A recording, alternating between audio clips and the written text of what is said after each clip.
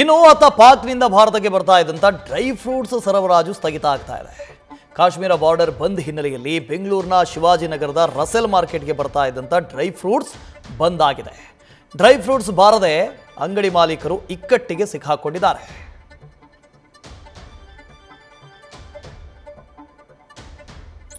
ಇನ್ನು ಭಾರತದಿಂದ ಪಾಕಿಸ್ತಾನಕ್ಕೆ ತರಕಾರಿ ರಫ್ತಾಗ್ತಾ ಇತ್ತು, ಅದನ್ನು ಬಂದ್ ಮಾಡಲಾಗಿದೆ.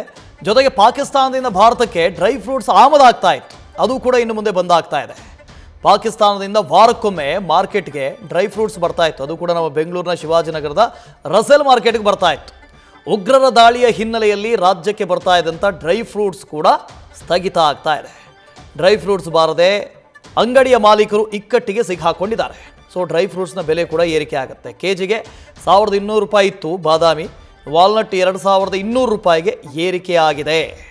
ಡ್ರೈ ಫ್ರೂಟ್ಸ್ ಬಾರದ ಕಾರಣ ದರ ಏರಿಕೆ ಆಗುವಂಥ ಸಾಧ್ಯತೆ ಇದೆ, ಇನ್ನಷ್ಟು ದರ ಏರಿಕೆ ಆಗುವಂಥ ಸಾಧ್ಯತೆ ಇದೆ. ಪಾಕಿಸ್ತಾನದಲ್ಲಿ ತರಕಾರಿ ರೇಟ್ ಜಾಸ್ತಿ ಆಗುತ್ತೆ, ಭಾರತದಲ್ಲಿ ಡ್ರೈ ಫ್ರೂಟ್ಸ್ನ ಬೆಲೆ ಏರಿಕೆ ಆಗ್ತಾ ಹೋಗುತ್ತೆ. ಅಂದರೆ ಕೇವಲ ಪಾಕಿಸ್ತಾನ ಅಂತಲ್ಲ, ಆಲ್ಟರ್ನೇಟಿವ್ ನೋಡ್ಕೊಳ್ತಾರೆ. ಬೇರೆ ಇರಾನ್ ಇದೆ, ಬೇರೆ ಗಲ್ಫ್ ಕಂಟ್ರಿಗಳಿದ್ದಾವೆ, ಅಲ್ಲಿಂದಲೂ ಕೂಡ ನಮಗೆ ಡ್ರೈ ಫ್ರೂಟ್ಸ್ ಆಮದಾಗುತ್ತೆ. ಆದರೆ ಪಾಕಿಸ್ತಾನದಿಂದ ಕಡಿಮೆ ಬೆಲೆಗೆ ಆಮದಾಗ್ತಾ ಇತ್ತು, ಇನ್ನು ಮುಂದೆ ಅದು ಕೂಡ ಸ್ತಬ್ಧ ಆಗ್ತಾ ಇದೆ.